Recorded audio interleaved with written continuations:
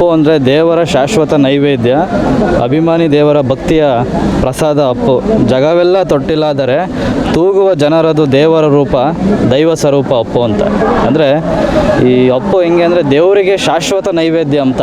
ಏನು ದೇವರಿಗೆ ನೈವೇದ್ಯ ಅಂತ ಬಡಿಸ್ತೀವಲ್ಲ, ಅದು ಶಾಶ್ವತವಾಗಿ ಉಳ್ಕೊಳ್ಳೋದು ಅಪ್ಪು ಮಾತ್ರನೇ, ನೈವೇದ್ಯ ರೂಪದಲ್ಲಿ. ಇನ್ಯಾರೂ ಇಲ್ಲ. ಮಾನವ ಸ್ವರೂಪ ದೇವರೂಪ ಅಪ್ಪು ಅಂತ ನಮ್ಮ ಭಾವನೆ. ಆಕಾಶ್ ಸಿನಿಮಾ ರಿಲೀಸ್ ಆಗಿದೆ. ಸಿನಿಮಾ ರಿಲೀಸ್ ಆಗಬೇಕು ಅಂತಾರೆ. ಯಾವ ಸಿನಿಮಾ ನಮಗೆ ಇದು ಅಪ್ಪು. ಅಪ್ಪು ಸರ್ ಯಾವ ಅಂಶ ನಿಮಗೆ ತುಂಬ ಇಷ್ಟ ಆಗಿದೆ?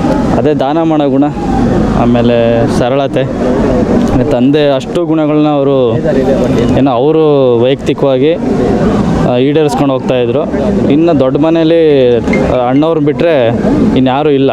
ಅಪ್ಪು ಸಾರನ್ನ ಅಣ್ಣವರಾಗಿಯೇ ಅಪ್ಪು ಸರ್ ಅವರು ಸೇಮ್ ಅಣ್ಣವರು ಏನು ಸರಳತೆ ಇತ್ತು, ದಾನ ಧರ್ಮ ಎಲ್ಲದರಲ್ಲೂ ಅಪ್ಪು ಸಾರು ಪ್ರತಿರೂಪ ಆಗಿದ್ದರು. ಅದು ಬಿಟ್ಟರೆ ಈಗ ದೊಡ್ಡ ಮನೇಲಿ ಯಾರೂ ಇಲ್ಲ, ಅದೊಂದು ಕೊರಗಿದೆ.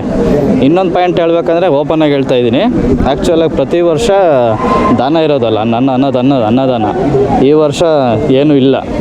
ಸೊ ಇಲ್ಲೇ ಕಾಣುತ್ತೆ ಕೆಲವೊಂದು ಕೊರಗು. ಪ್ರತಿ ವರ್ಷ ಈಗ ಅಪ್ಪು ಸರ್ ಇದ್ದಾಗ ರಾಜ್ಕುಮಾರ್ ಅವ್ರಿಗೆ ಅವ್ರ ಪುಣ್ಯಸ್ಮರಣೆ ಆಗಲಿ, ಅಪ್ಪು ರಾಜಪ್ಪದ್ದು ಬರ್ತ್ಡೇ ಆಗಲಿ, ಪ್ರತಿ ವರ್ಷ ಅವ್ರಿಗೆ ಅನ್ನದಾನ ಇರೋದು. ಅದು ಅಪ್ಪು ಸಾರ್ ಮಾಡ್ಸೋರು.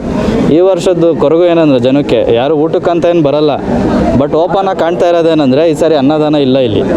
ಅಲ್ಲಿ ಪಕ್ಕದಲ್ಲಿ ಏನು ಬೀದಿ ವ್ಯಾಪಾರಿಗಳು,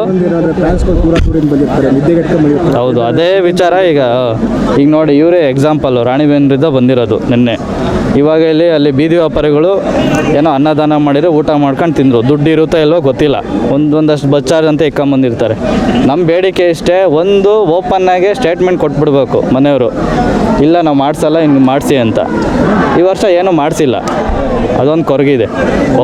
ಇಲ್ಲಿ ಸಮಾಜ ನೋಡ್ಕೊಳ್ಳೋ ಆಡಳಿತ ಮಂಡಳಿಗಳಾಗಿರ್ಬೋದು, ಇಲ್ಲ ರಾಜ್ಕುಮಾರ್ ದಬ್ಬಾಳಿಕೆ ಹಾಕೋದು, ತಳ್ಳೋದು, ಅವ್ರಿಗೂ ಎಲ್ಲ ದೂರದಿಂದ ಬಂದಿರ್ತಾರೆ, ಬೇಗಡೆಲ್ಲ ಬಂದಿರ್ತಾರೆ. ಇವ್ರ ಈ ಥರ ತಳ್ಳೋದೆಲ್ಲ ನಡೀತಾ ಇದೆ.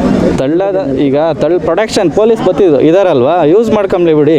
ತಳ್ತಾರೆ ಅಂದರೆ ನಾವೇನೀಗ ಹೋಗಿ ಈಗ ಯಾರು ಭಿಕ್ಷೆ ಬಿಡಲ್ಲ, ಆಮೇಲೆ ಏನು ಬಡ್ಸರ್ಗೆ ಏನು ರೌಡಿಸಮ್ ಮಾಡ್ತಾಯಿಲ್ಲ, ನಮಗೆ ಕೊಟ್ಟಿಲ್ಲ, ನಮಗೆ ತಳ್ಳಾಟ ಇದ್ದಿದ್ದೆ ಅಲ್ವಾ. ಈಗ ಅನ್ನದಾನ ಕೊಡ್ತಾರೆ ಅಂದರೆ ತಳ್ಳಾಟ ಕಾಮನ್. ಅದು ಇಷ್ಟು ಜನ ಪೊಲೀಸ್ ಇದ್ದಾರಲ್ವಾ, ಪ್ರೊಡಕ್ಷನ್ ಮಾಡ್ಕೊಳ್ಳಿ ಅಲ್ವಾ, ಅದ್ರ ಮುಖಾಂತರ ಹೋಗಲಿ. ಇವ್ರ ಭಯಲ್ಲೇ ಬಂತು ಏನಂತ, ಪ್ರತಿ ವರ್ಷ ಅನ್ನದಾನ ಮಾಡ್ತಾಯಿದ್ರು, ಈ ವರ್ಷ ಮಾಡ್ತಾಯಿಲ್ಲ ಯಾಕೆ? ಈಗ ಡೈರೆಕ್ಟ್ ಹೇಳೋದಾದರೆ ಶಿವಣ್ಣ ಇದ್ದಾರಲ್ವ, ಶಿವಣ್ಣನ ಕಣ್ಣಿಗೆ ಗೊತ್ತಿಲ್ವ ಇದು? ಮನೆ ದೊಡ್ಡವರವರು, ಅನ್ನದಾನ ಇಲ್ಲ ಎಷ್ಟೋ ಜನಕ್ಕೆ ಅಲ್ವಾ. ಅಟ್ಲೀಸ್ಟ್ ನೀರು ವ್ಯವಸ್ಥೆನೂ ಇಲ್ಲ. ಸಮಾಜ ನೋಡ್ಕೊಳ್ಳೋರು ಎಲ್ಲೋ ಟ್ರಾನ್ಸ್ಪೋರ್ಟ್ ಮಧ್ಯೆ ತಳ್ಳಾಟ ಮಾಡೋದು, ಹೋಗಿ ತಳ್ಳೋದು, ಆಮೇಲೆ ಗರ್ಜಿಸೋದು, ಇದೆಲ್ಲ ಸರಿ ಅನ್ಸುತ್ತಾ? ಇಲ್ಲ ಒಂದು ವಿಚಾರ ಏನಂದರೆ, ಅಂಥ ಅಹಿತಕರ ಘಟನೆ ಇಲ್ಲಿ ನಡೆದಿಲ್ಲ ಯಾವತ್ತು.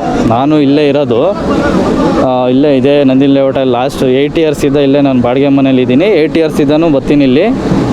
ಆಫ್ಟರ್ ನಮ್ಮ ಅಪ್ಪು ಸಾರು ತೀರೋದ್ಮೇಲೆ ಇದ್ದಾನು ಬರ್ತಾ ಇದ್ದೀನಿ. ಆ ಥರ ಯಾವುದೇ ಘಟನೆ ನಡೆದಿಲ್ಲ ಅಂತ ಅವ್ರ ಮನೆಗೆ ಹೇಳೋದಾರೆ ಏನು ಹೇಳ್ಬೋದು? ಅಷ್ಟೇ ಸರ್, ದಯವಿಟ್ಟು ಶಿವಣ್ಣ ಅವರು ಗಮನಕ್ಕೆ ತರಬೇಕು. ಪ್ರತಿ ವರ್ಷ ಈ ಥರ ಅವರು ಪುಣ್ಯಸ್ಮರಣೆ ಮತ್ತು ಏನು ಅಪ್ಪು ಸಾರ್ದು ಜನ್ಮದಿನದ ದಿವಸ ದಯವಿಟ್ಟು ಅನ್ನದಾನ ವ್ಯವಸ್ಥಿತವಾಗಿ ಕೊಡಬೇಕು. ಮತ್ತು ನೀರು ದಯವಿಟ್ಟು ಮಾಡ್ಬೇಕು ಅಭಿಮಾನಿಗಳಿಗೆ. ಯಾರು ಊಟಕ್ಕಂತ ಏನು ಬರಲ್ಲ, ಅದೊಂದು. ಈಗ ಇಷ್ಟೊಂದು ಜನ ಪೊಲೀಸ್ ಇದ್ದಾರಲ್ವ, ನೀವು ಹೇಳೋದು ತಳ್ಳಾಟ ಗಿಲ್ಲಾಟ, ಯಾರು ಏನು ಹೊಡೆದಾಡಲ್ಲ. ಆ ಪೊಲೀಸು ಏನು ವ್ಯವಸ್ಥಿತವಾಗಿ ಇಟ್ಕೊಂಡು ಪ್ರೊಡಕ್ಷನ್ ಮಾಡಿದರೆ ಒಂದಷ್ಟು ಜನಕ್ಕೆ ಅನ್ನದಾನ, ಏನೋ ಒಂದು ಊಟ ಮಾಡ್ಕೊಂಡು ಸಂಜೆ ಅಷ್ಟೊತ್ತಿಗೆ ಇದ್ದು ಹೋಗ್ಬಿಡ್ತಾರೆ ಊರಿಗವರು. ಅದೊಂದು ನಮ್ಮ ಕಡೆಯಿಂದ ಏನೋ ಪ್ರಾರ್ಥನೆ ನಮ್ಮ ಶಿವಣ್ಣ ಮತ್ತು ದೊಡ್ಡ ಮನೆಗೆ. Thank you. ಹೆಚ್ಚಿನ ವಿಡಿಯೋಗಳಿಗೆ ಪ್ರತಿಧ್ವನಿ ಯೂಟ್ಯೂಬ್ ಚಾನೆಲ್ ಸಬ್ಸ್ಕ್ರೈಬ್ ಮಾಡಿ, ಬೆಲ್ ಐಕಾನ್ ಕ್ಲಿಕ್ ಮಾಡಿ.